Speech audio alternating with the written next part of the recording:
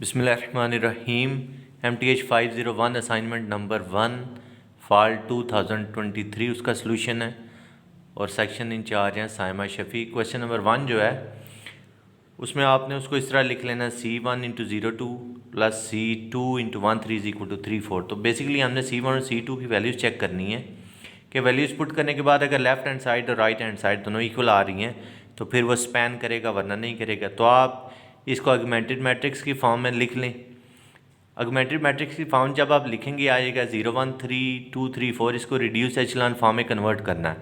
तो ये तो ज़ीरो है लेकिन यहाँ पे मैं नॉन ज़ीरो डिजिट चाहिए होता है, वो यहाँ पे मैं 2 नज़र आ रहा है। तो हम R1 और R2 को रिप्लेस कर लेंगे।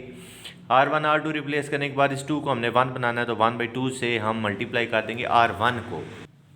अब नेक्स्ट रो में हमें जो पिवट है वो ऑलरेडी 1 मिल गया। अब हमने देखना है इससे ऊपर या नीचे कौन से ज़ीरो हैं। तो ये क्योंकि 3/2 था, इसको हमने ज़ीरो बनाने के लिए R1 माइनस 3/2 R2 किया तो ये ज़ीरो बन गया। अब ये C1 की वैल्यू आ गई है -5/2 और C2 की वैल्यू आ गई है 3। ये हम उन इक्वेशंस में पुट करेंगे।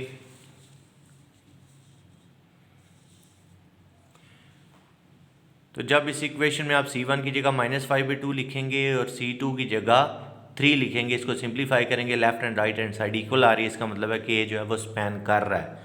अब क्वेश्चन नंबर 2 चेक करते हैं।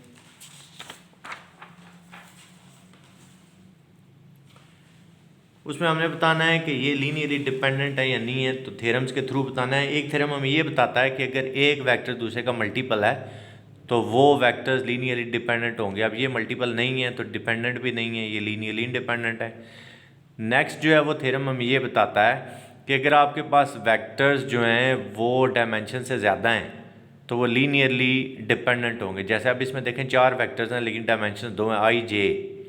Set contains 4 vectors that each has only 2 entries, so it is linearly dependent.